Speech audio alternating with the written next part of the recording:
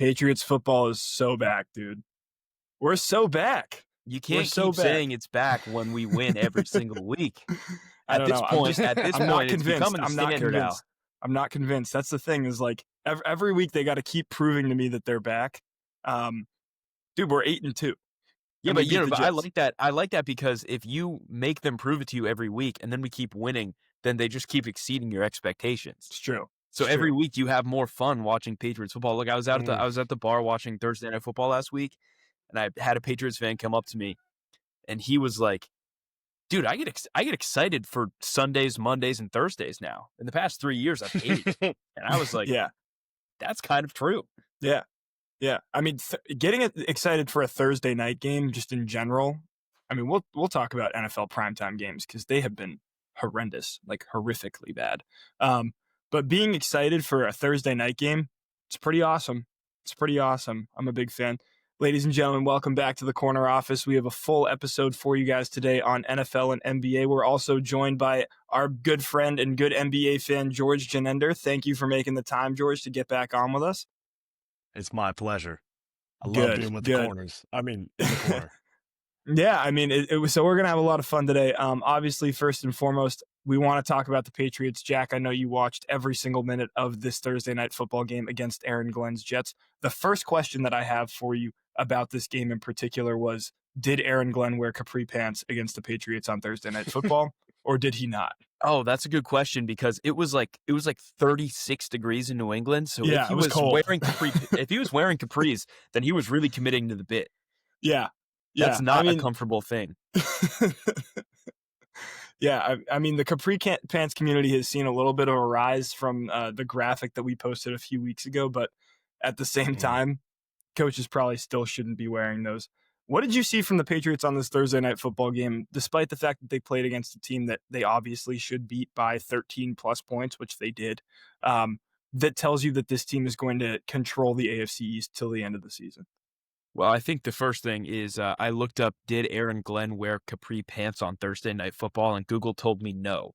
Okay. Well, I think the first thing you have to talk about is Travion Henderson. He had 3 touchdowns. Yep. Again, he has 5 touchdowns in his first 2 games as the RB1. I think you're out of your mind if you're not playing him as the RB1 moving forward. He's doing everything you're asking of him right now. Yep. So I think the main takeaway from this game was I'm not only incredibly excited to watch Drake May play football now, but I'm also excited to watch Travion Henderson play football. And I've seen enough this season to say he's our number 1 running back, not only for the rest of the season, but moving forward. And now we can address other positions as we continue to build our resume as a great football team. Yeah, 100%. I think you're right. A question that does come out of this game, in my opinion, is the Justin Fields question. He's kind of been a quarterback in the NFL for a few years now that everybody's like not given up on. And this upcoming week, he's getting benched for the veteran Tyrod Taylor. They're going to start him against who are they playing? They're playing. It's bad. Yeah, it's someone that they will lose to. The Ravens.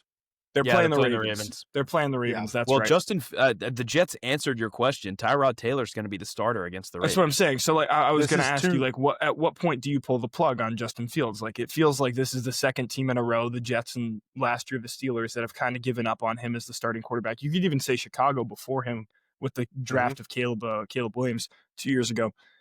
Is it time to give up on Justin Fields? Because I feel like every few weeks you see so much potential from him, and then you have a game like this on Thursday Night Football where it just like kind of all goes down the drain. I want to get both your thoughts on that.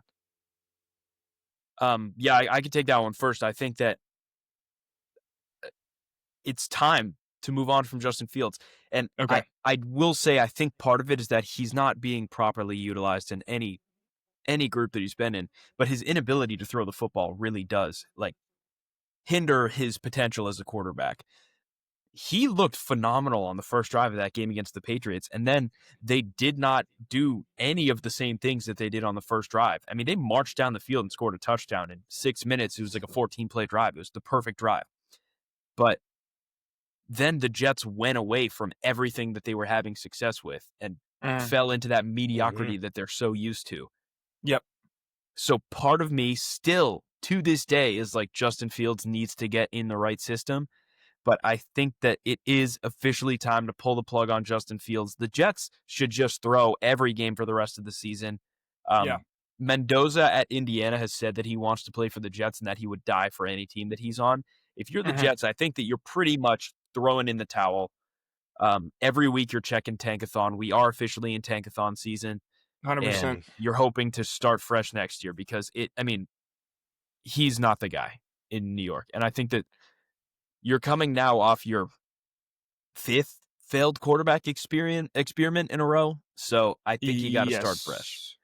Yes, we could fact check that, but it's been Geno Smith, Tyrod Taylor, Sam Darnold, Zach Wilson, Aaron Rodgers, Justin Fields. Yeah, that's a lot of them. It's a lot of them. I'm in the same boat as Jack here. I'm a Fields believer. He was my starting quarterback into fantasy. I didn't draft a quarterback. I thought that the combination of him and Brees in the backfield was going to be really dangerous behind a slightly improved offensive line. But just going to be honest, what Jack said is completely right. If Justin Fields had any threat of throwing the ball in any direction at an adequate level, even out of bounds, dude, I like some of these passes I watched. The first week of the season, Steelers, Jets, and you're like, wow, both of those teams look massively improved on offense.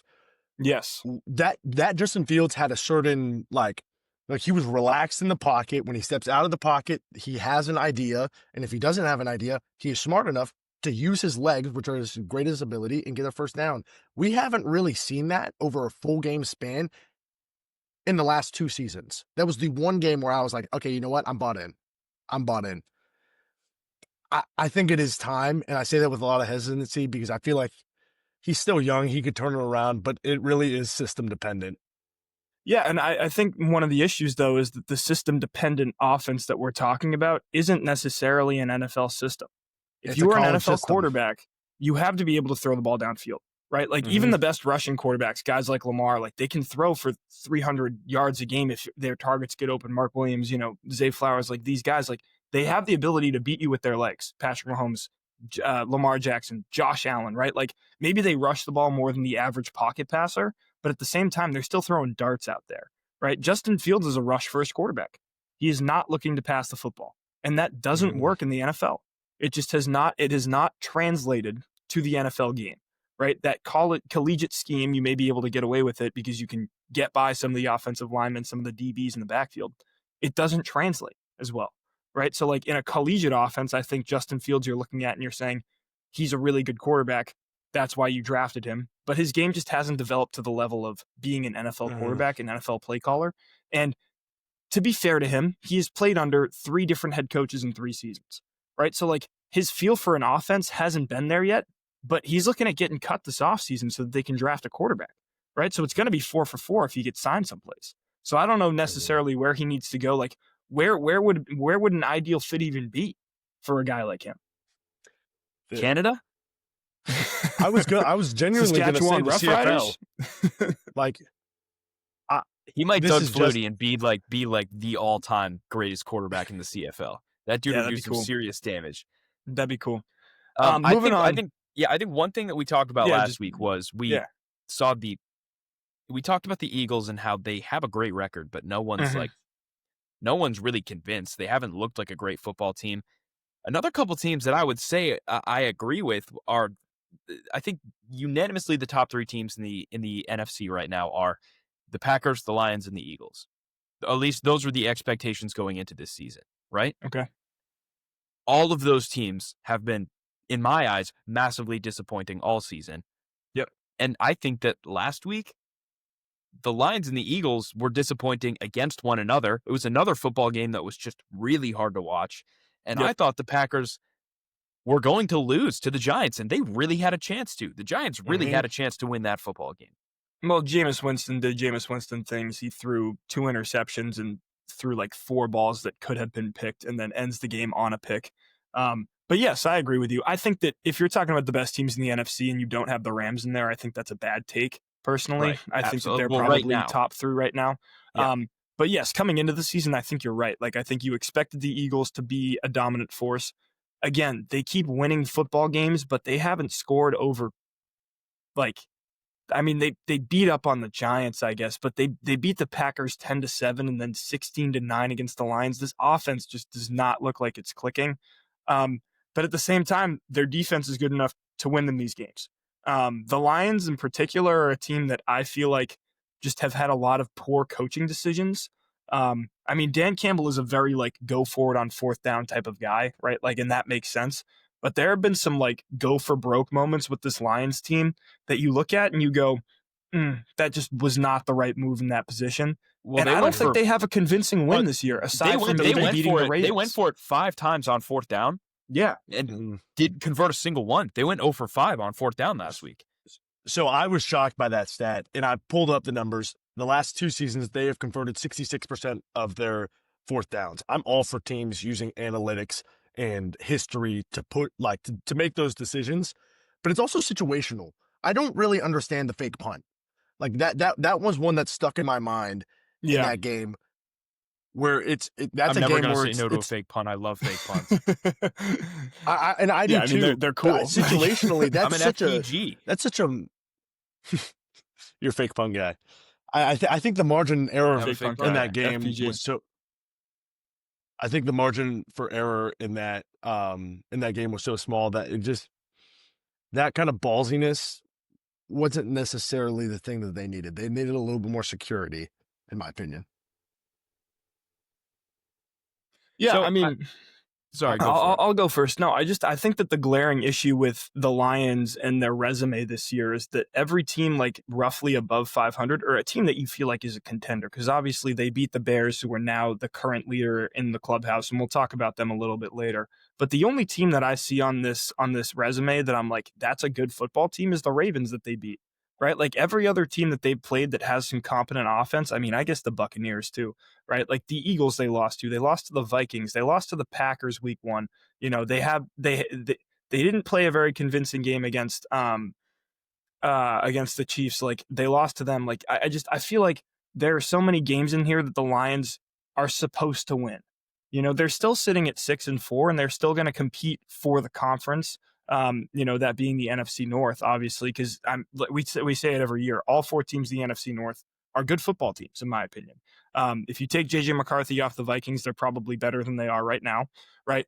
But you have the Lions, you have the Packers, you have the Bears. All those teams are going to be over 500 at the end of the season.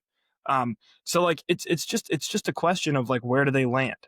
And I think that losing both their coordinators, first and foremost, Ben Johnson, who has done a great job with the Chicago Bears team so far, and Aaron Glenn, who has been put in a pretty shit situation with this Jets team, that hurt them. You know what I mean? I don't know if Dan Campbell's decision-making has led them to be in a position to win these games. Now, that being said, a controversial call did end this game, right? There was an invisible PI on A.J. Brown that ended the game. But at the same time, you can't score 9 points and expect to beat the Eagles. Like you have to score a certain amount. And that's just a question of like, you know, why is your offense not producing when you have Jahmyr Gibbs, David Montgomery, Amon-Ra St. Brown? Like you have too many good offensive pieces to only score 9 points in a football game. Yeah, I know, I agree. And the Eagles, even if you say, we always play the game, how many points do you need to win? The number was much high against the Lions, much higher than it was going into this week against the Lions. We thought they were going to beat them by way more than they did. So the Eagles, to me, have been disappointing as well. And I think if the Eagles didn't win the Super Bowl last year, we'd be looking at them the same way we're looking at the Broncos, which to me is, I don't know if this is a good football team. I don't know if they're going to win a playoff game, but they're definitely number 1 in the AFC right now. And so the Eagles win a lot of, I mean, if you look at the similarities between them and the Broncos, they win a lot of close football games that people think they're going to lose the whole time. And when they win, you're like, they won that game, but I still don't know if they're good at football. So if the Eagles didn't win the Super Bowl last year, we'd be saying the same things about them that we are about the Broncos, which to me is, I don't know if they're going to win a playoff game. And I think, no, go ahead, George.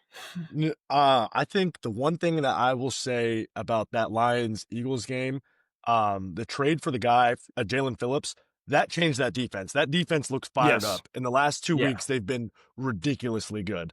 Like, as well, I think it's time to have a conversation about Jared Goff and the pertinent, like he hasn't been able to get over this last hump, which is playing in big games at at like that elite game managing level.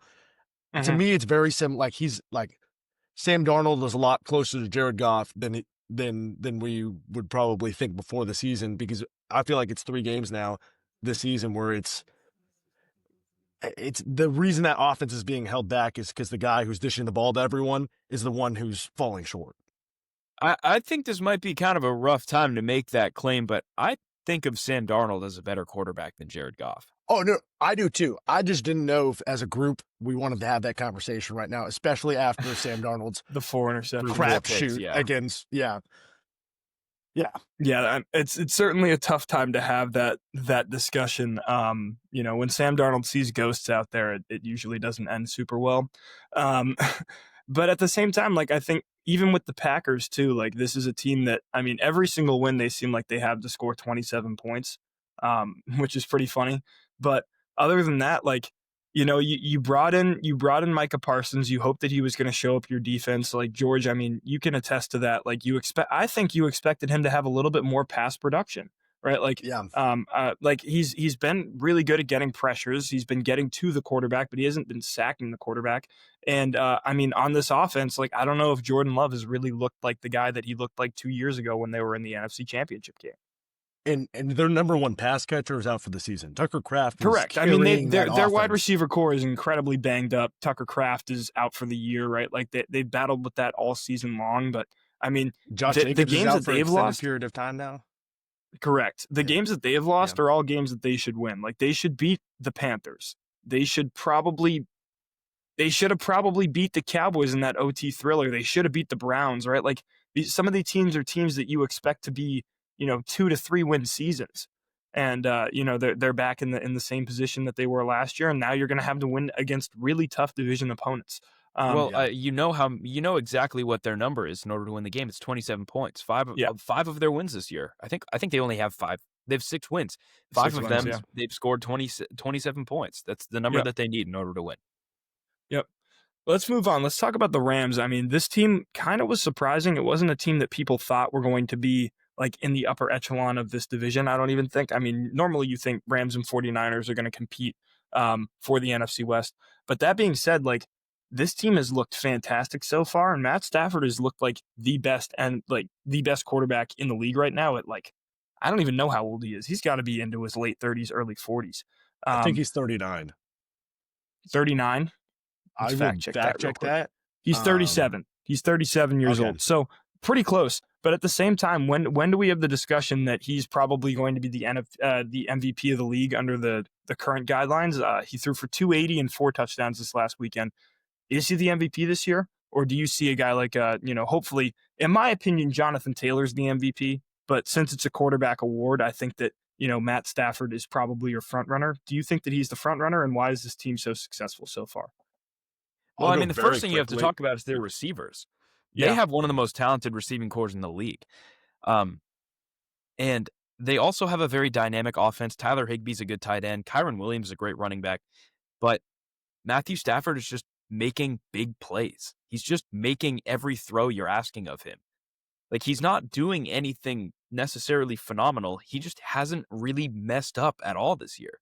If you look at his games, he's throwing for 3, 4, 5 touchdown passes seemingly every game.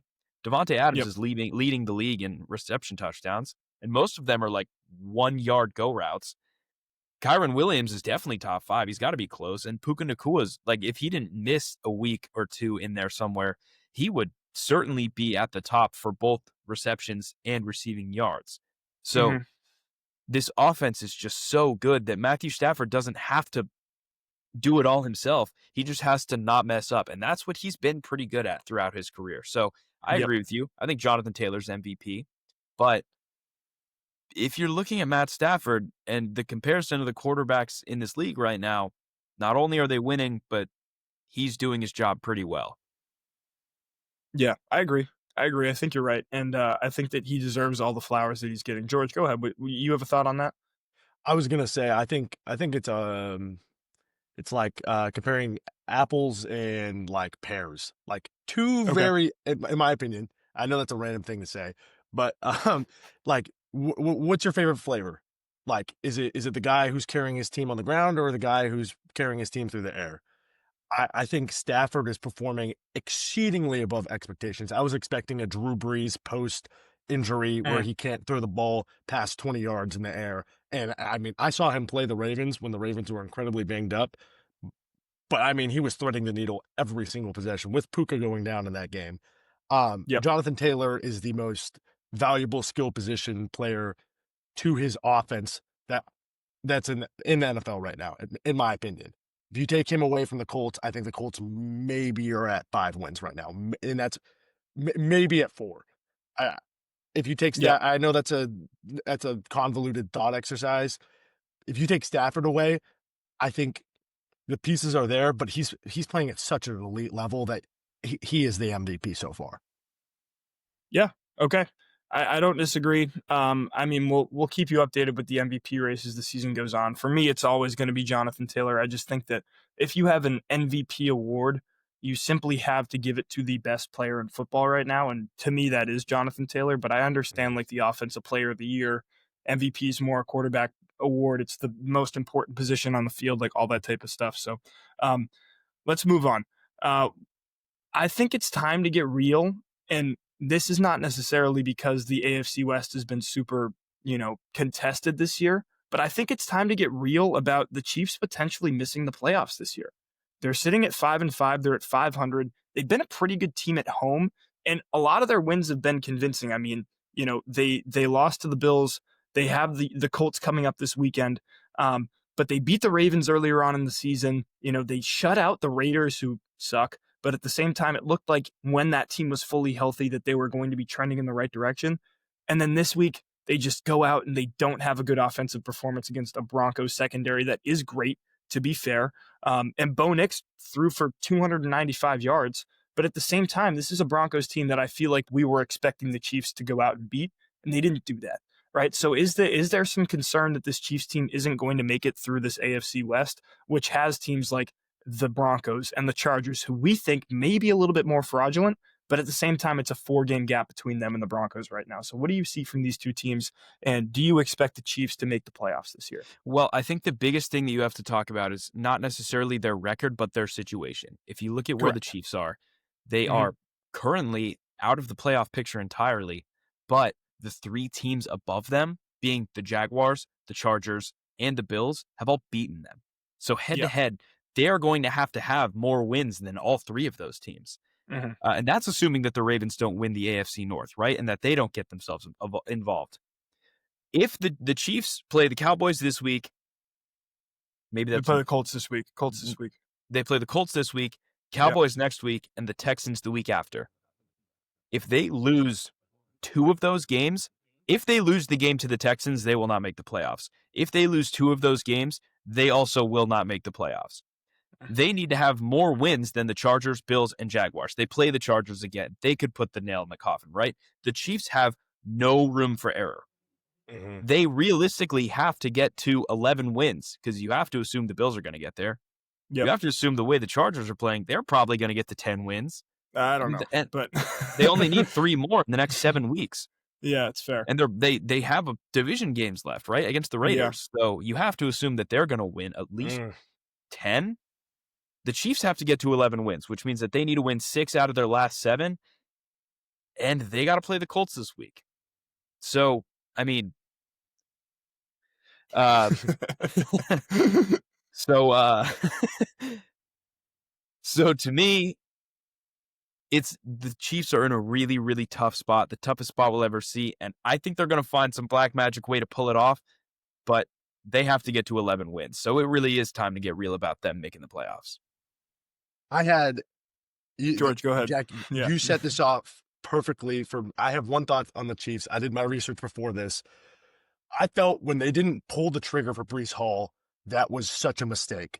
The issue in the Chiefs right now is their running game is 32nd in the NFL right now. Like efficiency, any metric, they are averaging per run 2.6.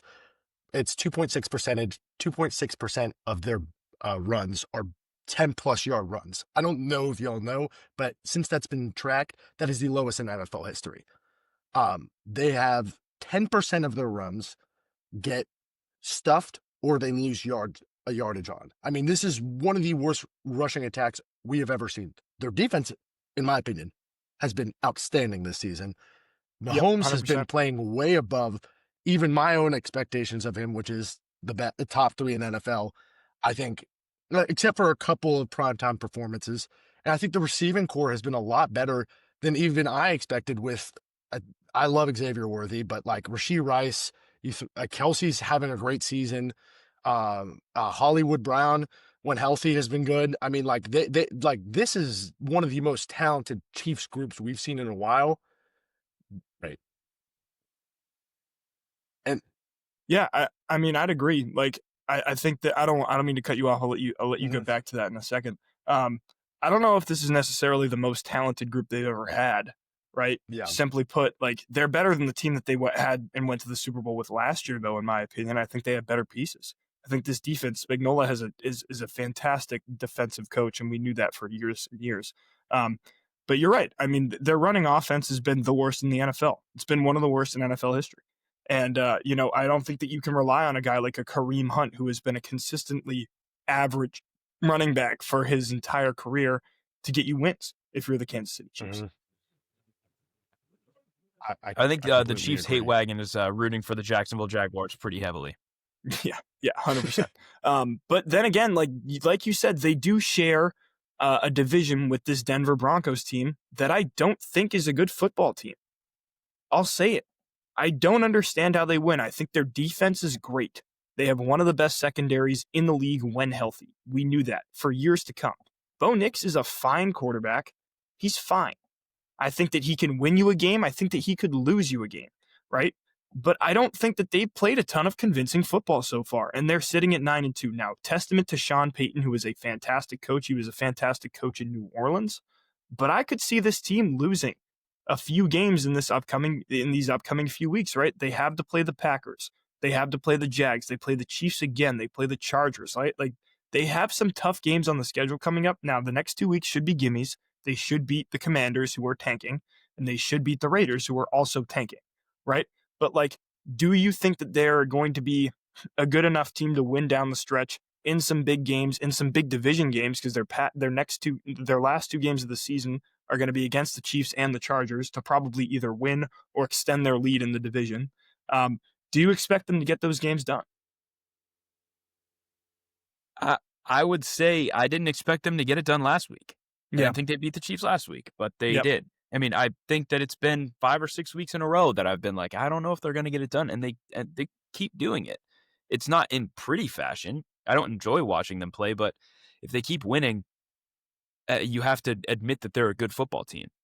For me, I agree. I still haven't seen anything that makes me say they're a great football team, but beating the Chiefs made them earn my respect for sure. Now I have to say they're a good football team. You got any thoughts on that, George? I would agree. They're a good football team. I couldn't tell you one thing they're a lead at.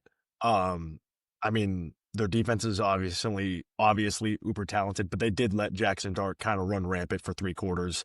The wide receiver room is a little lacking. Shout out SMU. Shout out Cortland Sutton. It's my favorite shout out at all. Shout out. He was a dog at SMU. But I agree with you, Jack. When it comes to playoff time, I'm not going to pick them to frankly win a game unless it's a very favorable matchup. Yeah. I don't like Bo Nix. I don't think he's a very good quarterback.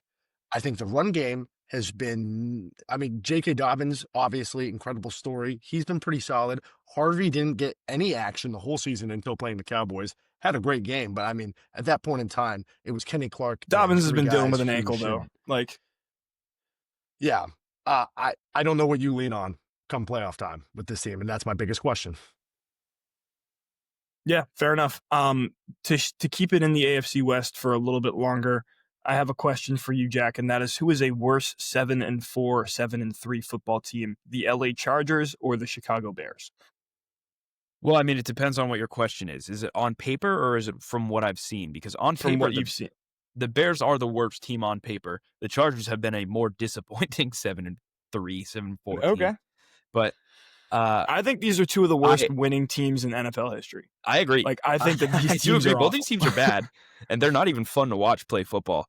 The I Bears are like the fun. Chargers. I like the Bears Chargers are team a lot. fun. I think the Bears keep finding ways to win games. I think the Chargers keep finding ways to let teams in games and lose them. So I'm going to say I think the Bears are a better 7-3 team right now. Okay. The Bears have a very I don't disagree. upcoming schedule. Yes. That is a good point. I could see them losing out. I could see them losing out. In other news, and in news for really the unemployed, the Cleveland Browns have gone to the bench, and they are officially starting Shedeur Sanders this upcoming week. He saw his first few snaps in a Cleveland Brown uniform this weekend. Did he come in at the perfect time, or are we going to, be seeing some bad football from Shedeur? You like what I did there? I did there? Perfect time. Yeah, it was good, right? Pretty sweet. Look, this team is tanking. I think that's simply put the only thing that you could think of. They unfortunately lost the Tank Bowl against the Jets, and by lost, I mean they won the game. But at the same time, you're expecting them to continue to lose and blow it up at the end of the season. Hopefully, Myles Garrett finds some place that isn't Cleveland so that he can keep playing football, right? At an elite rate, because he's still leading the league in sacks, I think, on this team, and they're awful. They got beat up by the Browns this weekend. You've seen some flashes from guys like Judkins. Dylan Gabriel obviously isn't going to be the answer at starting QB.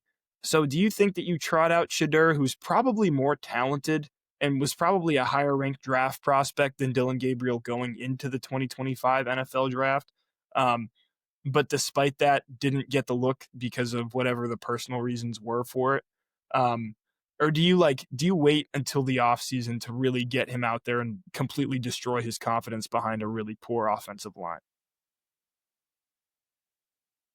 That's a great question. I don't think he's a good NFL quarterback, and I don't understand why you would play him. It's just another reason to be this season wasn't a complete failure. You just, Dylan Gabriel's time expired. You had him for 8 weeks. Now we're going to throw Shedeur out there, see how he does, and if he does any better, then we'll still draft a quarterback, and if he's bad, then we can just pin it on him. That's what I think they did. Okay. Yeah, we don't got to belabor the point with the Browns. I mean, I don't expect them to do anything of productive football for the rest of the season so far. The Bengals are no longer fun at football, which is too bad because they were really fun with Joe Flacco for a week or two.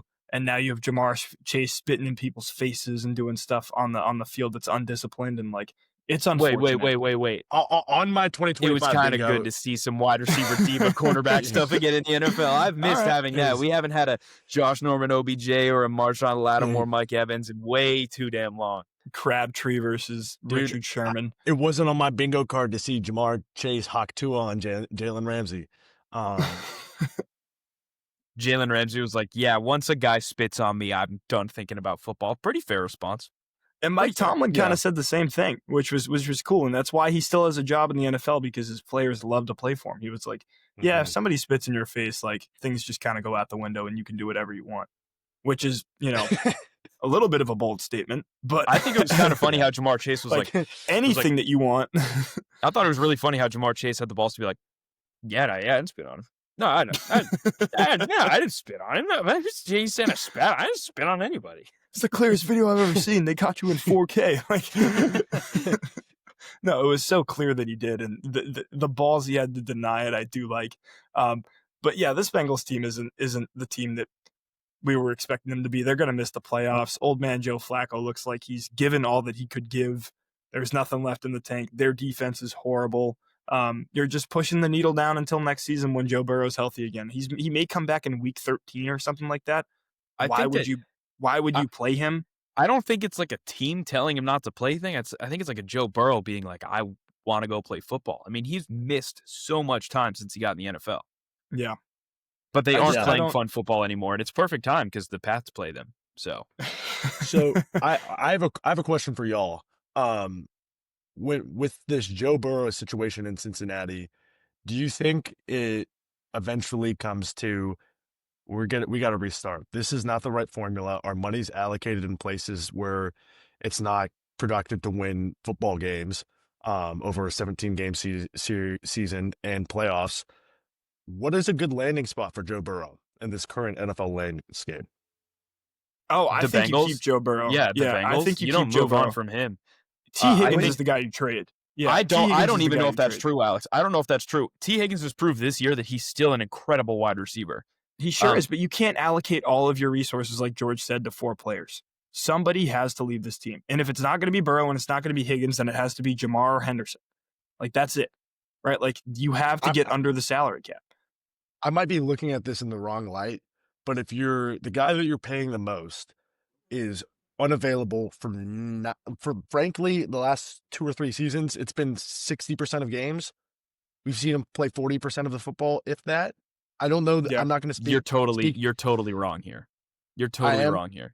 Yeah, you're totally Is wrong. it because his value is at an all-time low? No. It's because when he plays, last season he played, threw for 5,000 yards and 50 touchdowns. He's like, in my eyes, the best quarterback in the NFL when he plays. It's not him that you have to get rid of.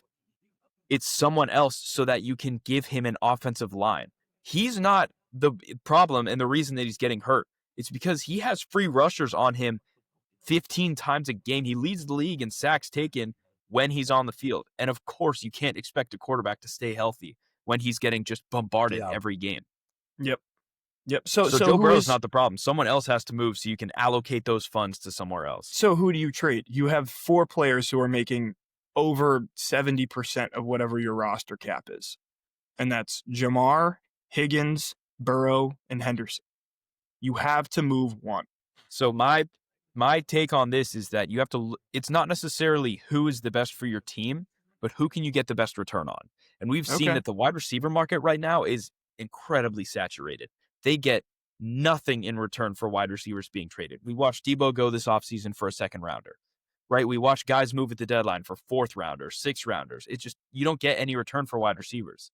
But we saw a top 3 young edge rusher in Micah Parsons go this year, and their return that they got was 2 first-round picks and a defensive tackle. If Micah went for that, you can get at least a first-round pick and possibly a player for Trey Hendrickson, who is not only a top 4 edge rusher in the league, but is also still pretty young. So the market for defensive ends is much higher than it is for wide receivers. So if you're looking to get rid of someone, you might as well get return. Your plan to help the Bengals is to make their defense even worse than the worst defense in the NFL. I mean, they traded Logan Wilson at the deadline. You can't get any worse than you are right now. Hendrickson's not even on the field. He's not even playing. So you could trade him and with that return, have 3 good players on your defense. Your defense isn't a position like, let's look at the Bills' offense, right? The Bills will be good regardless because they have Josh Allen. A defense will never be good because they have one player. You need to have good players at all the positions in order to have a great defense. And that's what the Bengals need, in my opinion. Okay, I agree with you. I don't think they move Burrow. I think T. Higgins is the obvious player that gets moved, in my opinion. I think that you have a question, you sit them down, it's either Jamar or Higgins, and you pick Jamar every single time. Every time. Is the wide receiver market saturated 100%? But I think T. Higgins is a better receiver than an aging Deebo Samuel. He's a better receiver than a guy like DeAndre Hopkins, who you saw go for a 4th or a 6th round pick a few years ago, right? Yes, is this market a little bit saturated? Sure, but I think that you could get a pretty solid return for a guy like T. Higgins, and you would have that money to allocate to something else. Do you think you could get a first-round pick for T. Higgins? I don't know. I don't know if a first-round pick is what you get back for him. I think it's a good question. I don't know if you get a first-round pick for Hendrickson, to be honest with you. Oh, you absolutely get a first-round pick for Hendrickson. I was gonna say, I feel like you do get a But like the thing is, no one's going to give you a good offer because they know that you're just trying to get rid of money. No one's going to give you a good offer. It's fair. All right, let's give George the stage here. Yep. Because I've had a lot of questions about the Cowboys so far this season. None of them have been answered. George, do you think the Cowboys are a good team or a fun bad team? It's a fun bad team, and it's a really fun bad team. Like emphasis on the fun, because the vibes when we are in a close game, when we win a game, are really high. The defense looked much improved against the Raiders. That's not saying much, but I took the Genti over on rushing yards. Quinnen Williams, new dog in my house. The kennel is loud right now. When you have two very, I'm going to say, Kenny Clark looked a little revitalized after that, too. When you have two guys on the interior, the Cowboys haven't had in my lifetime, two guys on the interior at an elite level, it really amplifies the defense a lot. We're creating pressure. I know it's the Raiders, and I know the bigger test is going to be this upcoming week. And I'm blanking on who we're playing, which makes me a bad fan. But let me check that. I can look. Just keep going. Okay. We are playing. I think we're playing the Eagles this week. Oh well, that'll be fun. In Dallas though, because we played them first week in Philadelphia, right? Correct. Yeah. Yes. We're a good team at home. I'm not trying to do some Cowboys propaganda because I'm normally somebody who's already checked out this point in the season. My brother challenged me to care more about my sports teams throughout the year. I said, okay.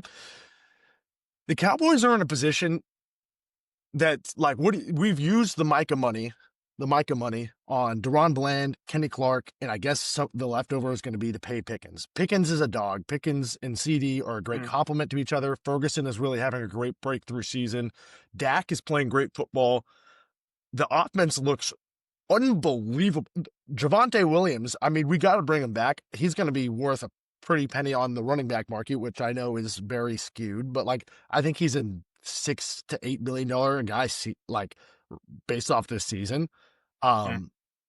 We have, I mean, our offensive line, we have done such a brilliant job that I think of all the things the Cowboys get praised for, it's not enough for our retooling from going from the greatest offensive line in the NFL to a very solid offensive line with Travis Frederick suddenly retiring because of his disease, Zach Martin retiring, what's his face who's now on the Seahawks, Tyron Smith, and we've just plugged and played and gone on our way into a position. Oh, we lost Beyonce to the commies. This Cowboys team is not good, but God damn it, they're fun, and they're playing with so much more heart. And I know y'all are used to really good football up in New England, but my football team is the king of going 4-12, 12-4, 8-8, recycle. That was my whole childhood. Yeah, I love those teams. It is so much more fun, though, to see a bunch of guys who want to play for the freaking Dallas Cowboys. And we're seeing that. Oh, my God. Dude, I'm sitting there on Sunday, on Thursday, on Monday, ready to run through a brick wall for Schottenheimer. When he benched, do y'all know the backstory behind the benching of Pickens and Lamb? I know it happened, but I don't know what it was. Apparently, they were out gambling in Vegas the night before. That's kind of awesome. So apparently they got back at 2 in the morning. That's kind of awesome. And there's supposedly so many things, but they come back at 2 in the morning. Somebody from the coaching staff was like, hey, we're going to have to talk about this in the morning. Before, at 11 a.m. on Monday, they say, hey, you're not going to play the first drive. They said, okay, we'll look damn good on the second. And gosh, I mean, if that's not the best story from the Cowboys this season, I don't know what is. I'm here you guys for it. trading Micah Parsons. I mean best in terms of what's good for the fans and a little bit of hope, because you've now converted Micah into, you've given up Micah in a second for Quinnen Williams, Kenny Clark, and a 2026 first round pick. It's a pretty damn good return. Yeah, it's a good return. It's better than I thought you'd get, to be honest. I'm really excited with this draft class to see what we can add. This is the time for the Cowboys to do a 2016. It's a time for the Cowboys to do a 2013 Zach Martin from Notre Dame year. Yep, where they also got Travis Frederick. It's a time to really hit it home, and get Matt Eater. Wow, that was a big old honk, George, wasn't it? That was a big old that was a massive honk, dude. This morning, I woke up, not this morning, 2 mornings ago, I woke up to for 5 minutes straight. I think 3 times a week I wake up to the dumpster. Oh man, It's pretty brutal. And it's like 7. Like this morning, I was up at 7:30 to the dumpster. yeah, And it's we're not rough. referring to my nickname, the dumpster. We're referring to the actual dumpster. Yeah, of course. But I think you're right. Let's talk about this Bills-Bucks game real quick. Josh Allen had the most Josh Allen football game I've ever seen. One of the worst interceptions I've ever seen. Immediately it would get like probably 12 starting quarterbacks cut in the NFL right now. He chest passed it directly to the Bucks linebacker on their own 10-yard line. And then he had a classic arm punt, but then he also had 6 touchdowns, 3 of which were rushing touchdowns. Yep. Pretty much Josh Allen football. Not much else to say there. We're gonna have to watch the Bucks this week to make sure that they're actually a good football team. But a good win for the Bills nonetheless. George, I think you got a segment planned for us here. I do. Let me get all set up. Okay.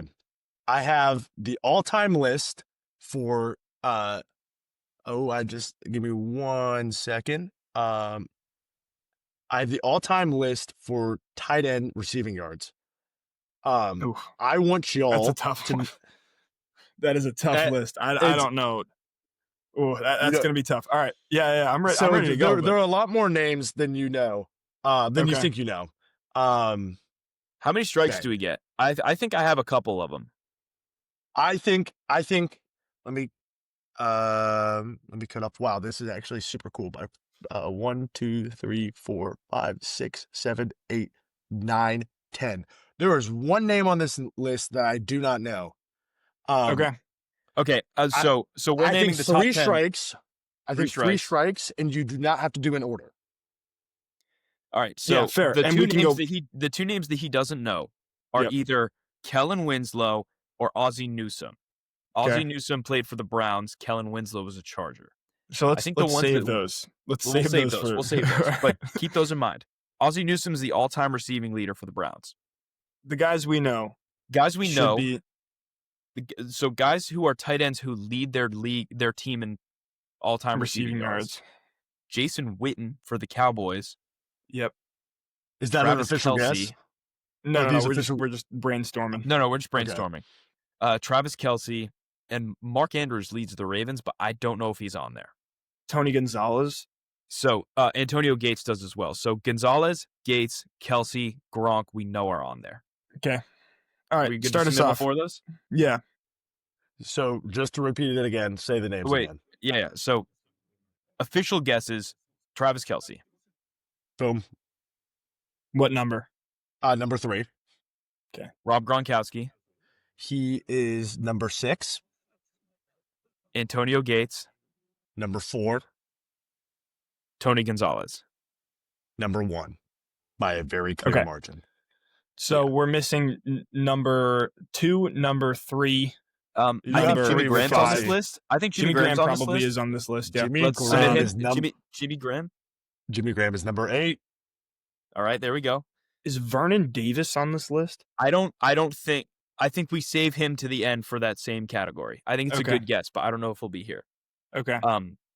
I think we submit Jason Witten. I think he's on this list. Okay. All right, Jason Witten. 2. He is number 2. Wow, number Great. 2. Good pull. So what do we have right now? We have. You have 1, 2, 3, 6? 4. You have 6, and you have 8. You're missing number 5. You're missing number. You have. You're missing number 7. You're missing number 5, and you're missing 9 and 10. Okay, so Shannon Sharp should probably be on here. That's a good pull. I think he's on here. We'll go Shannon Sharp. He is number 5. Okay, number 5. All right, so we now have the top 7. 6. You have 7, 9, 10. Yes. 7, 9, 10. All right, so we're between Ozzie Newsome, like fucking Zach Olsen, Greg Olsen. Greg Olsen. I don't think Greg Olsen's on here. He didn't. Mike Ditka, maybe. Ditka, maybe. Vernon Davis should be a guess that we probably fire off. I'm okay with doing Vernon Davis. Okay, let's do Vernon Davis. He is not on the list. He is 3 spots off. And Actually, if you look at games-wise, he should probably be a little further along, but he's not. Okay, I think it's either Ozzie Newsome or Kellen Winslow. I think we get one of those two out here. Go for Ozzie Newsome. I think that's let's do Ozzie Newsome, George. Bang! Number 10. That was a huge pull. Big shot. I mean, I'm not gonna lie. That is a list saving pull. Because you don't burn a guess. So that was the one guy that he didn't know. He didn't know Ozzie Newsome. So I don't think Kenneth Winslow is going to be on the list. The last two guys are guys that he knows. He might know Kellen Winslow though. Yeah. I'm gonna say Kellen Winslow. Official guess. Kellen Winslow. He's not on the list, but I do know him. I'm so sorry. Bastard, you baited me. You baited Wow. me. How far I off wanted list to is see. he? He is actually farther than you'd think. He is 6 spots off the list, only because he played 109 games. Wow. Okay. That's not a ton. Bad ball knowledge from me. No, All right, so Mark okay. Andrews might be on there. He's a name that we have to think about. Oh, Mark Andrews is a good. Yeah, that's a good shout. I think Greg Olson's going to be on there. I don't know if I like Greg. I'm going to take a bullet. I'm going to take a bullet for this one. I'm taking this one. I'm going to say Greg Olson is on this list. Should I start to recite the 6th Floor Club, or what is it? No, please, no. No. Is he on the list? He's on the list. That's a big pull. Okay, good pull. That's a big pull. Good pull. Good pull. Good pull. So, I think Mark Andrews has more yards than we're missing one. We're missing 9, right? You're missing 9. Do you want a hint for 9? Because this is one that I think will put you. If you want a hint, I have a good hint. We have 2 strikes. No, we burned 2. Right? We have 2 strikes. No, we missed on Vernon Davis, and we got one guess here. Yeah. So I think we need a hint. I think we need a hint, to be honest with you. Okay. I have an easy hint, and then no, give us the non-easy hint. We don't want the easy hint. Okay. He has won 1 Super Bowl. It's not Mark Andrews. Not Mark Andrews. He's won a Super Bowl.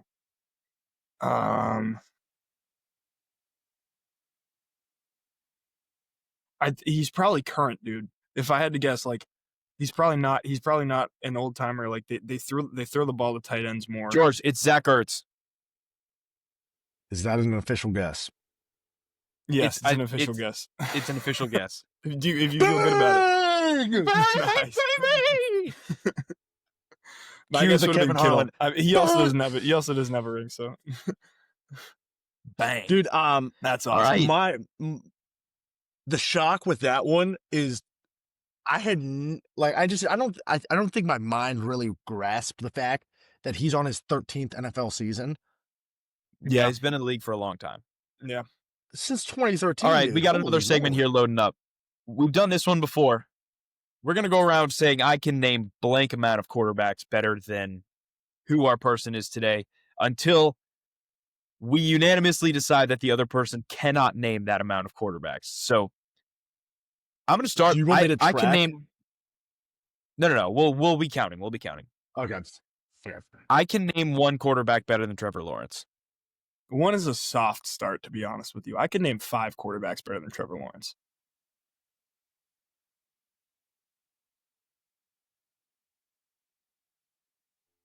George doesn't want to name quarterbacks better than Trevor Lawrence. Oh, am I involved in this? Am I involved? Yes. Oh, yes. I think I can name 13 better than him. Wow, big jump there. George has clearly never seen these videos before. Oh no, I have. I can name 14 better quarterbacks than Trevor Lawrence. I can name 15 better quarterbacks than Trevor Lawrence.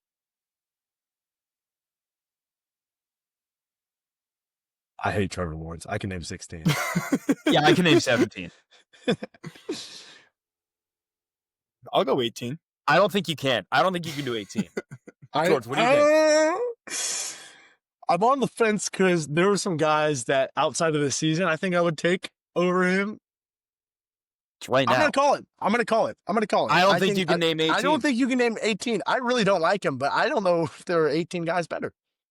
So George and I are the committee. We get to decide. I know. You backed me into a corner there. I thought that George would go more. 18 is a lot. I was so tempted. He really wanted to. All right, let's start it off with the obvious ones. 1, 2, 3, 4. Burrow's better. Allen's better. Mahomes is better. Drake May is better. Jordan Love is better. Jared Goff is better. Him as the fifth name though. No, I don't know if he's that much better. He's not. But that's number 5 for me. I'm rolling down the list here. He's worse. Lamar is better. That's 6. I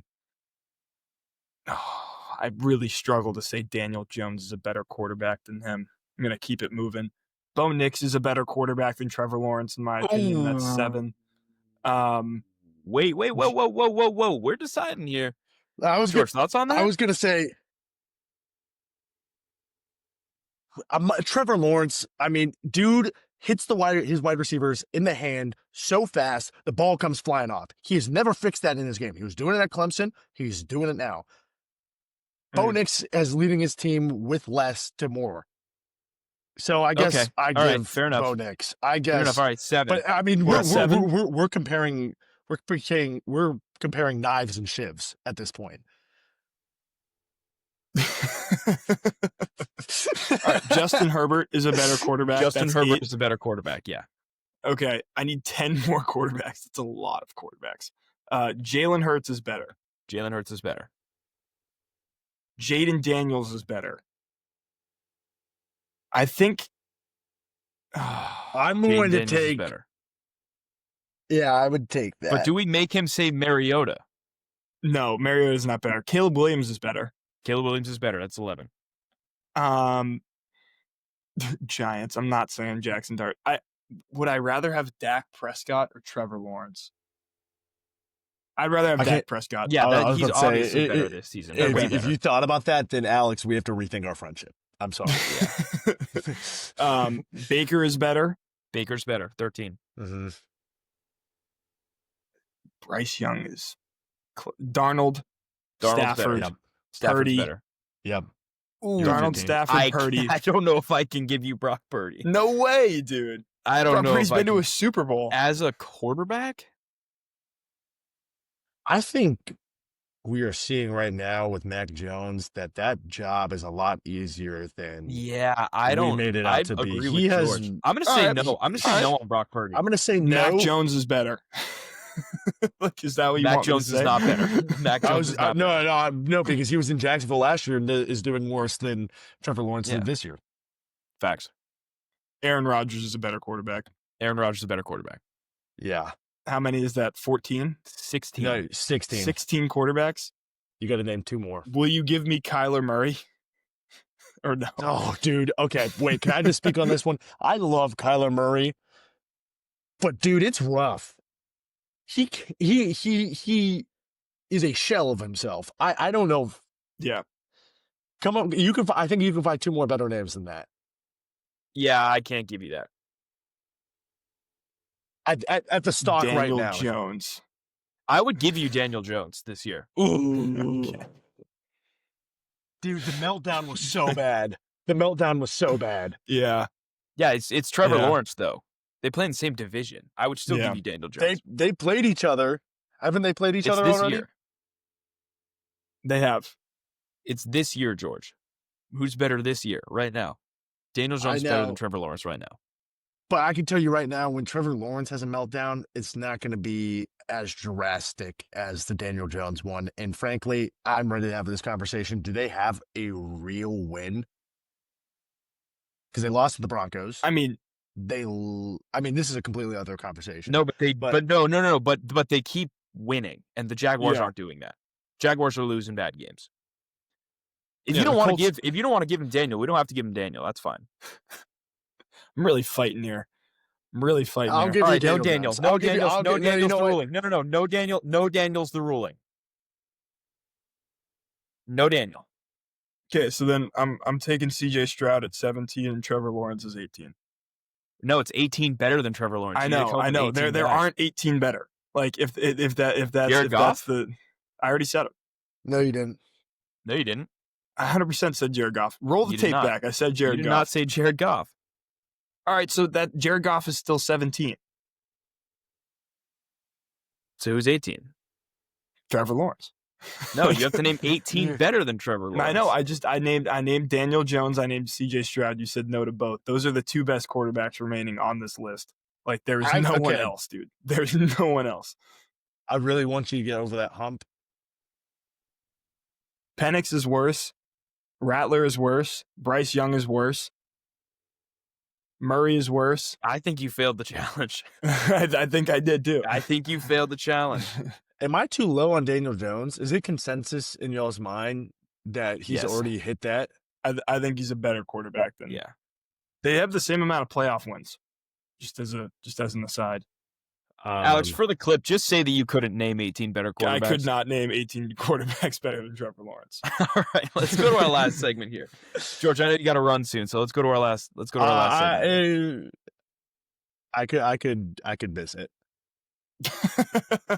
I'm having so much fun right now. Yeah, fair enough. Before we move on, obviously we have to make our picks before we get to NBA. Last week was a big week for me to extend the lead to 3. I think about 3 on you. It was a bad week for me. Yeah, which means that I'm going to take some liberties this week and take some really fun lines. You're going to see a guy who is just putting like balls to the wall. Like, this is going to be a really fun week for me. Jack is trying to fight back. There are a lot of huge lines this week, but since I regained the lead, I get to pick first.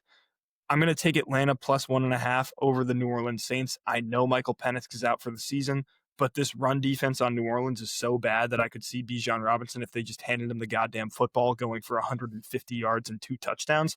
It's all on their offensive play calling. Kirko Chain's back behind the pocket. Let's see what happens. Kirko Chains, baby. Now the contract looks good when you have Kirko play. It doesn't look good. It looks horrible. No, my first look, I'm down 3 points right now. I can't get any worse. I went safe last week. I'm not going safe this week. I'm also going to take some crazy picks. My first one, Ravens minus 13.5 over a Justin Fields-less Jets. They also don't have Garrett Wilson. I think the Ravens beat them by 2 touchdowns. Yeah, Tyrod Taylor's your starting quarterback. That's not usually a recipe for success. Moving on, my second pick here, another fun one. I'm going to take the Bucs to cover +7 against the Rams. They almost covered the spread against the Bills last week. This Rams team has looked good, but the Bucs are in need of a win, so I expect them to come out with a lot of fire this week like they did last week, and I think that they cover against LA. I don't like that pick. The Rams are good against the spread. All right, my next pick, Packers let me down last week. I had a minus 7.5 over the Giants. They only beat them by 7. Heartbreaking. I think that they beat the Vikings by a touchdown. I got a -6. All right, -6 is a fun one. Next up, I'm going to have this is my fun pick of the week. This one out of all of them, I'm going to look at and probably go, I don't know why I picked that. It's Titans to cover 13.5 against the Seahawks. I hate that pick. I hate that pick. It's fun. It's super fun. I have to watch the game this weekend. It's super fun. Yeah. It's unfortunate. I've got Bears minus 2.5 over the Steelers. Aaron Rodgers looks like he broke his non-throwing wrist. So we're going to have to see if he's okay, but I think the Bears win this week. Would you rather be Mason Rudolph and be an NFL quarterback, but the only thing that you're remembered for is being hit over the head by Myles Garrett, or just live a normal life as a human being? Probably the only thing. You see that stash he's rocking right now? No. It's pretty sweet. It's pretty sweet. But I believe it. But I think it's so funny that he's still on the Steelers somehow, and the only thing that he's remembered for is being bashed over the head by Myles Garrett. Yeah, that's pretty. He's played a lot of games for the Steelers too. A lot of games. He's played. Let me look. He's career backup. He's started 13 games for the Steelers. Then all the way until 2023, and then went to the Titans, and then back to Pittsburgh for this season. Oh my bad. George just hit a fucking Katy Perry Super Bowl outfit change on us. I saw that. Yeah. he changed into I like that. I like that he changed into the Mavs uniform. That being said, yes, we went Pittsburgh. Wait, what? Wait, did you have a Mason Rudolph comment? Is that what you just came back to the show with? Okay. All right, word. Just wanted to make sure before we moved on. George, would you rather be a punter in the NFL or a Mason Rudolph? Punter in the NFL. Are we going to talk about Johnny Hekker? Are we going to talk about Chris Jones? Are we going to talk about Pat McAfee? I mean, I can keep going. Marquette King. Talk about a guy who was too talented. Yeah, fair enough. Special teams. That was my John Gruden impression. 100%. Let's talk about game of the week this week. It's Colts versus Chiefs. I think the pick here is obvious. I think you have two teams that haven't played a ton of convincing football so far. Obviously, Jonathan Taylor has been fantastic this year, but other than him, this Colts team, in my opinion, doesn't have a ton of convincing plays or wins so far. I'm going to take the Chiefs here to beat this team. Obviously, their backs are against the wall. They need a win here. I expect them to come out and have a very convincing performance against this Colts team, who I really haven't seen beat teams over 500 so far. The thing is, their defense is very good. It's true. They are very good, and they got better with Sauce Gardner. Yep. Everything in my mind's telling me to take the Colts, but I just can't do it. Chiefs are -3.5 at home, and it's literally their season is like hinging on this win. Yep. I agree with you. I think the Chiefs have to come out and get it done, and if they don't, it's because Jonathan Taylor had another 3-touchdown game. I'm with you. Okay. Chiefs win. Let's talk about not game of the week then. Browns versus Raiders is a clear stinker. Do not put this on the quad box if you are watching football this weekend. It would be a waste of space. Browns versus Raiders, give me your take as to who's going to win this one. Shedeur Sanders is obviously starting at quarterback, and this Pete Carroll-led Raiders team is one of the worst teams I have ever seen play football. So what do you think's going to happen in this one? Yeah, I think the Raiders win. I think the Browns are doing like a very good job throwing their season away. And I think the Raiders have like something to play for. Like they have kind of a lot to play for, actually. I think that they beat the Browns. Browns lost to the Jets 2 weeks ago. I mean, that's really hard to do. I think a better outcome for this game is like an airstrike on, the field, and then we just don't have to watch it. Since you took the Raiders, I'll take the Browns. Why not? I think Shedeur Sanders is going to get just absolutely dunked on by Max Crosby this weekend. But at the same time, it'll be fun to have a little bit of parity, you versus me picking against each other. It'll be a battle. If Shedeur Sanders plays, the Raiders are going to want to literally kill him on the field. It'll be a battle of who wants to lose this game more, and we will not be watching it on Sunday. I think my only comment on that game is that I might be going with the Browns. I might be going with the Browns too. The Raiders' defense is Swiss cheese. You might be going with the Browns here. All right. You guys ready to talk some NBA? Yeah, I'm ready. George and I famously about 3 weeks ago had this big heated discussion because we were arguing about who was a more fun team in the NBA this year, the Chicago Bulls or the LA Clippers. He took the liberty of writing down the Clippers suck. Let's talk about it. The Bulls suck too, George. Are we ready to both? Are we ready to wrote that? Are we ready to like put our hands up and say like, hey, we were both pretty fucking wrong about these teams because they suck. I think the way we got to break this down in a little preamble, it was me, Al, and Jack on Fortnite on the FNizzy having a good time, and this got brought up. The Clippers without James Harden are the worst offense in the NBA. James Harden is the lifeline for that team. Yep. Then you put out the fact that Bradley Beal's out for the season. He wasn't going to add much, in my opinion. Kawhi is out for the season. Half of their team is not in shape. And the other half is like, what's the move here? We're four. Last time I checked, they were 4-9. They should stay in that range, in my opinion, in this really heated West.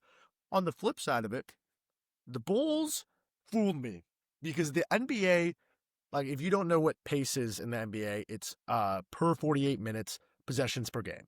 So they were averaging, to start the season, 111, which is absurd in the grand scheme of things. NBA average historically is around 98, and that's a good number to be at. They have now since come back down to earth, and last time I checked earlier today on VisiBall, shout out, they are sitting at 104. So the Heat lead the NBA with 108. So this can be contributed to offensive rebounds, playing fast. Jack, you were completely right. The Bulls couldn't sustain playing at such a fast pace for so long with, frankly, the lack of talent and connectivity that they have. They're 8-6. They started the season 5-1 with some huge wins. I like a lot of their pieces. Frankly, I'd love to trade Anthony Davis there, get back Kobe White, maybe another player and some picks.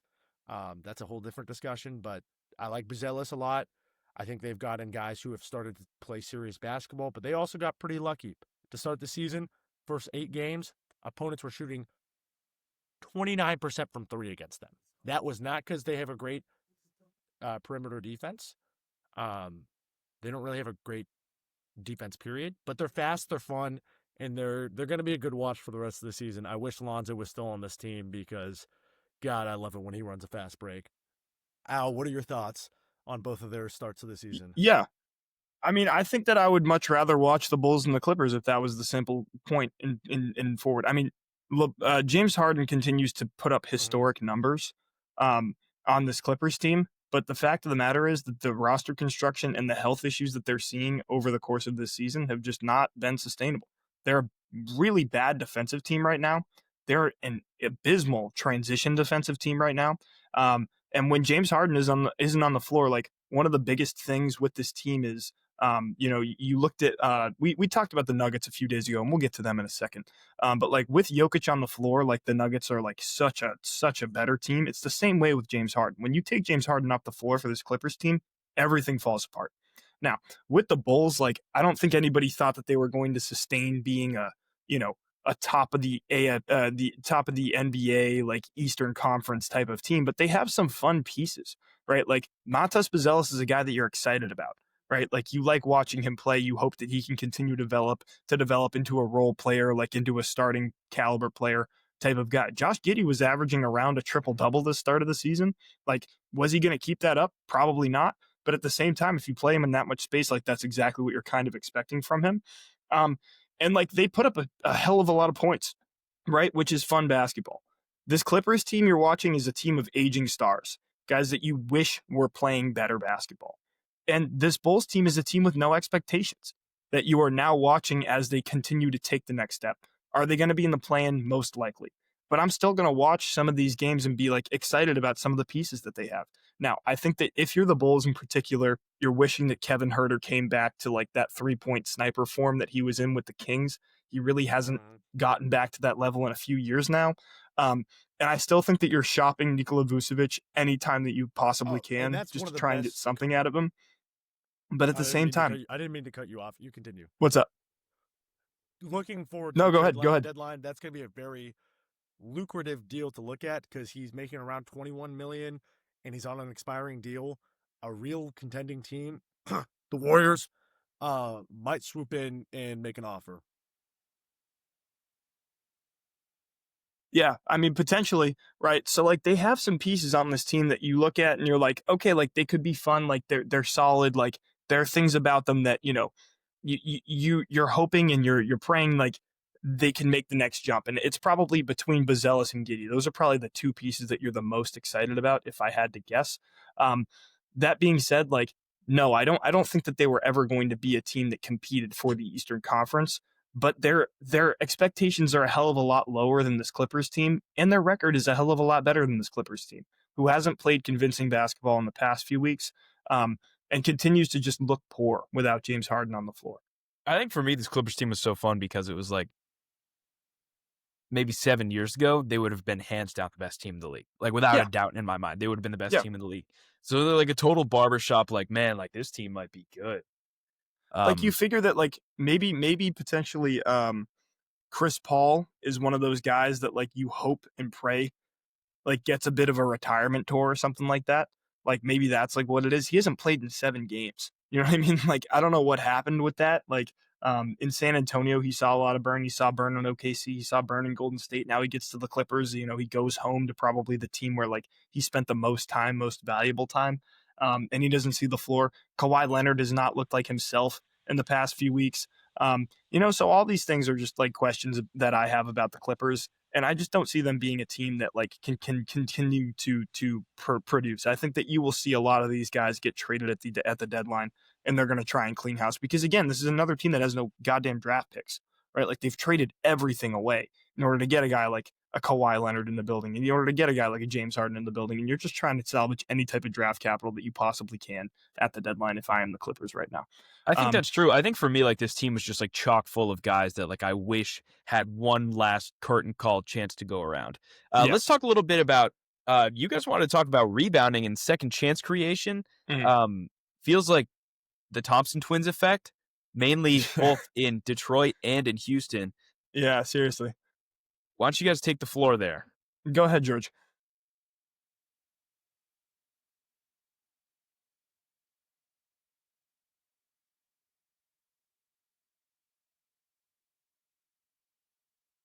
Yep. Yep. And that translates to about like 28 rebounds a game. Like that's like 27, 28 offensive rebounds a game in a 100% shooting game. Like that's an insane stat. Yeah.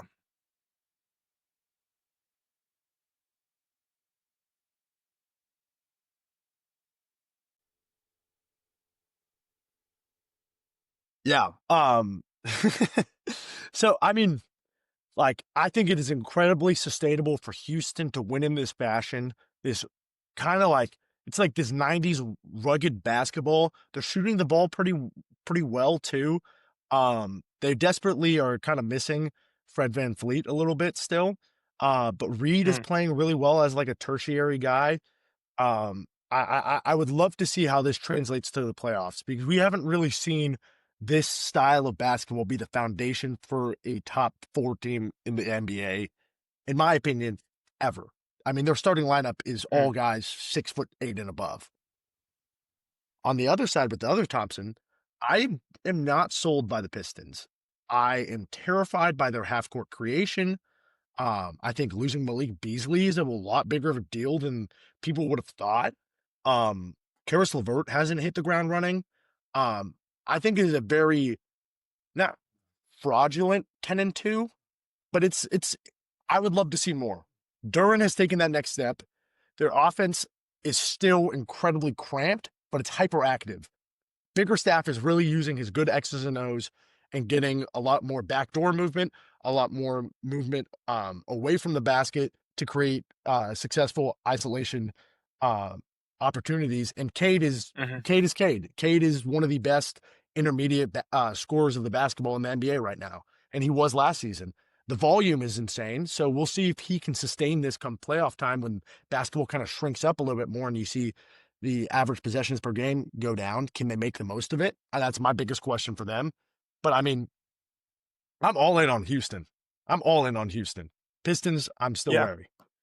Yeah, I don't know how you can't be all in on Houston right now. Like this team has looked fantastic so far. I mean, they're sitting at 9-3 in the Western Conference. One of the biggest things that I think with this Houston team that I'm super impressed by is the Mm-hmm. steps that Reed Shepherd has made. Um, Obviously, Fred VanVleet going down with the ACL, you expected him to get more minutes. I think he's shooting like 48% from three right now this season, which is insane in the usage that he's had. He's averaging Mm-hmm. about 12 points a game after playing like no minutes as a rookie. You know what I mean? And look, this 2024 class is one that we're going to look back on, in my opinion, and be like, there were a lot of really decent, solid role players, but nobody really elevated to being a star. Maybe you think that like Alex Sarr could potentially take that step, or a guy like Risa Shea maybe could become a guy like that, but they both seem like they're going to be solid role players going forward, and I think that's just kind of what this draft class was. Stephon Castle is the one that obviously comes to mind as probably the best player out of the class so far. But he's been a super complimentary piece to this team so far, and obviously when you get Kevin Durant alongside a bunch of guys who are capable of being good defenders, like I don't think Alperen Şengün is a great defender, but he's not a bad one.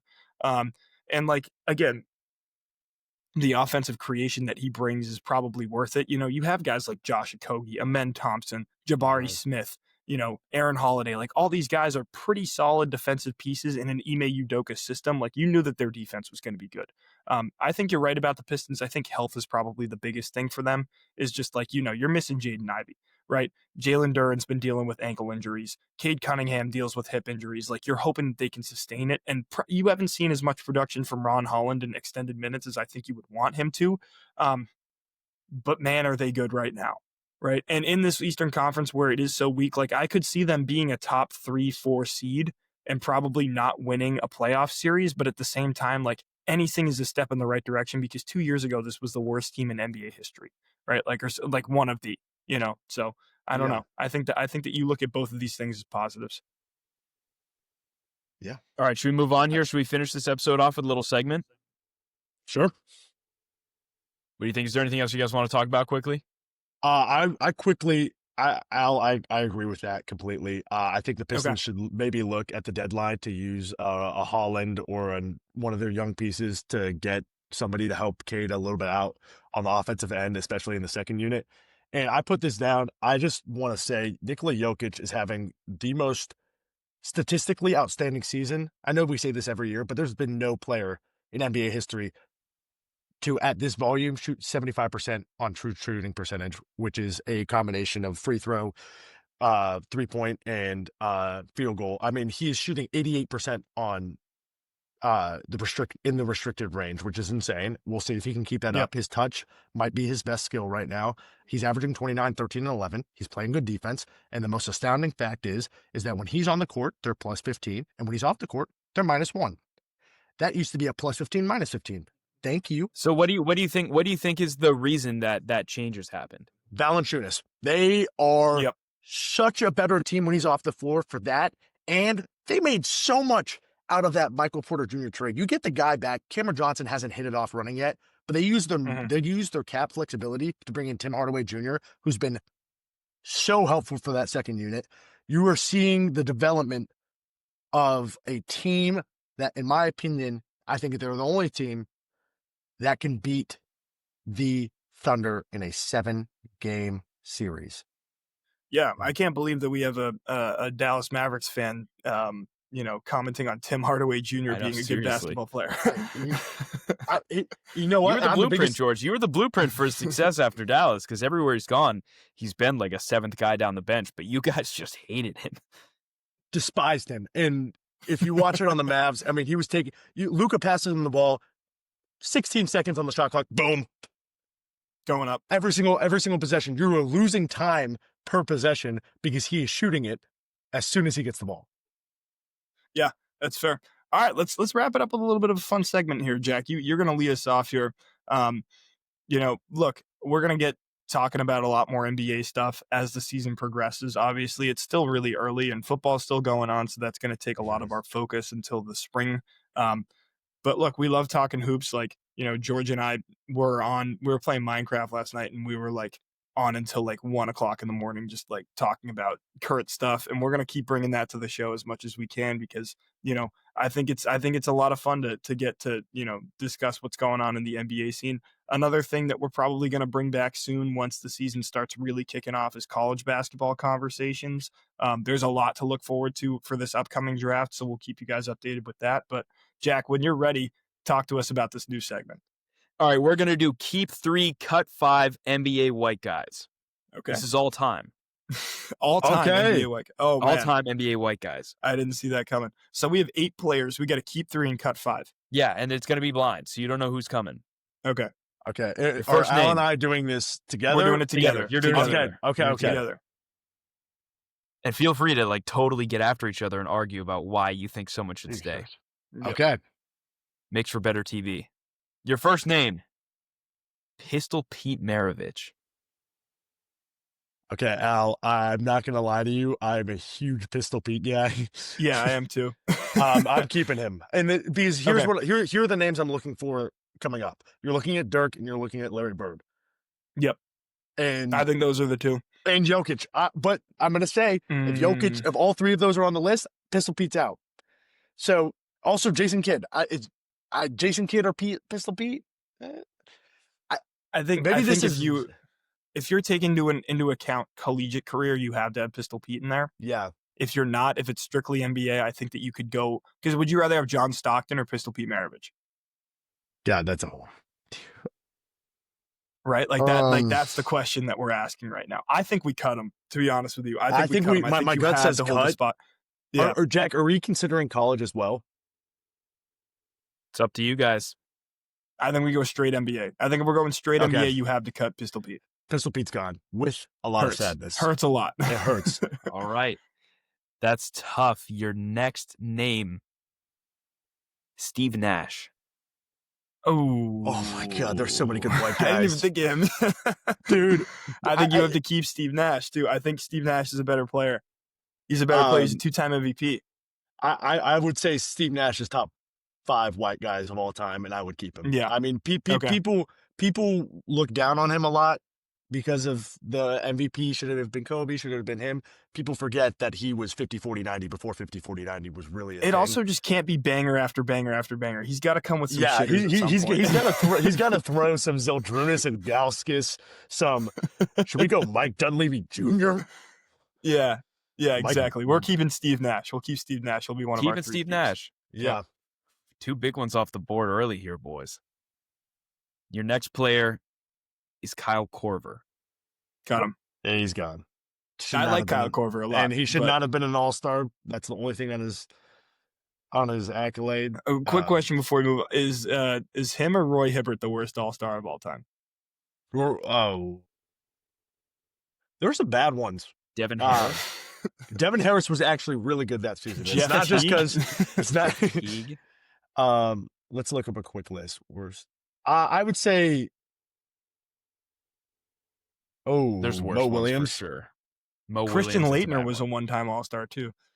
Jameer Nelson, Chris Kaman. Yeah, there's some Chris bad ones, Kaman's dude. There's good. some bad ones in there. All right, we're gonna cut Kyle All right. Korver. Mehmet Okur. For That's sure. the last one. Okay. Yeah. Your next player, Bogdan Bogdanovic. Cut him. He's gone. Yeah. Cut him. I think we're in good shape right now. I'll be honest with you. I'm Cutting Pistol liking this. Pete was probably yeah. I'm a little nervous for a Luka call out because I didn't even think about that.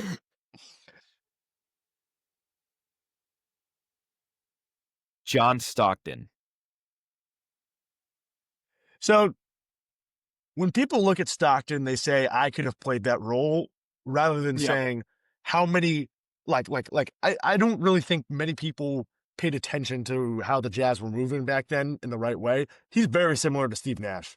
Steve Nash is the evolution in terms of moving with the game of Stockton. Stockton was a good defender.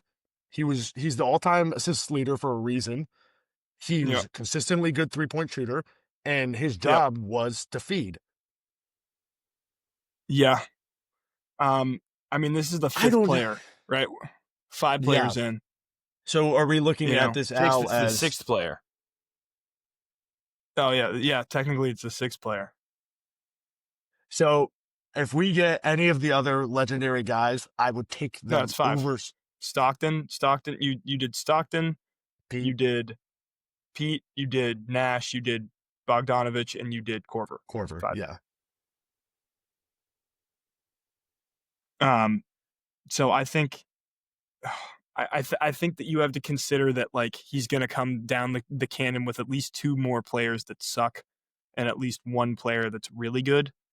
I know that's what I was thinking too. So but he's obviously a worse player than Nash, right? Like they're both ringless guards. I think Nash is, like you said, the evolution of Stockton. I think I'd rather have Stockton than Pistol Pete. I think we keep Steve Nash. Or we are. Is that how this works? John Stockton. Yeah.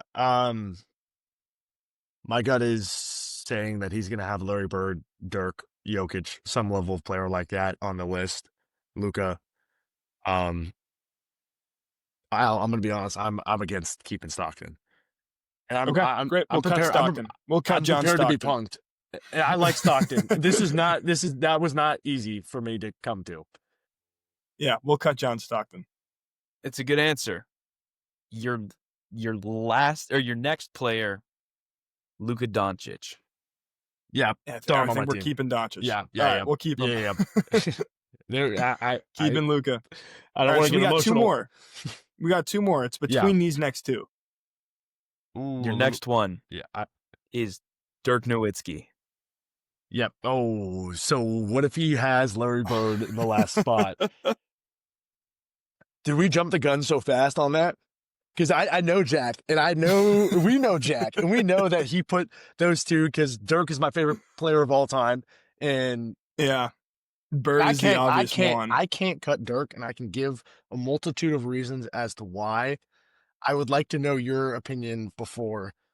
Larry Bird is the best white player in NBA history. And And second the way is that Dirk he's Nowitzki. smirking, right now is telling me that Larry Bird is either the red herring is Larry Bird, right? The But red the herring is question Larry is, Bird. am I going to completely bang you guys on the last pick? Exactly. I think he's going to bang us. I genuinely. You want to keep him? I've got I you wanna exactly where I want you. Al, I'm going to give this up to you because I'm going to give this one to you. We're I'm keeping Dirk Nowitzki.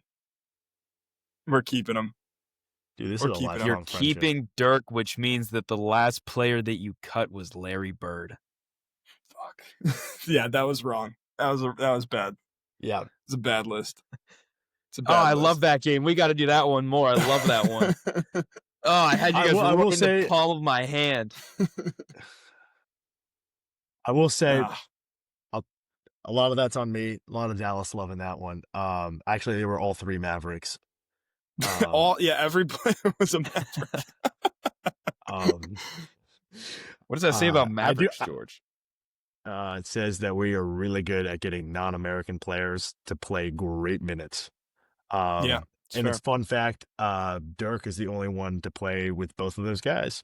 So you stuck with Steve Nash, Luka Doncic, and Dirk Nowitzki as your final answer. I will say, and you cut Pistol Pete.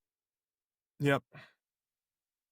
Kyle Korver, Stockton, Bogdan Bogdanovic, John Stockton, and Larry Bird. Yep. We got 2, 3, and 4, and we missed out on 1. Correct. That's not bad. It's really not bad. We got 2, 3, and 4, but missing Larry Bird is tough. Like any way you shake it, that's tough. Yeah, that's tough. Nash or Luka though, because it Loki might be Luka. It Loki might be Luka, guys. Nah, no shot. No shot. Who Not yet. led their team to the finals? Not yet. Well, Fat. Not yet. All right, George, thank you so much for coming on today. We're looking forward to getting the Thanksgiving episode out for you next week. We'll be home on break. Yeah, that'll be fun. But until then, as always, ladies and gentlemen, thank you for listening to The Corner Office. I'm Jack Byrne. I'm Alex Penders. And I'm G Money Swag Dog, George Schender. Sure is. 1-3. Oh, 1-3.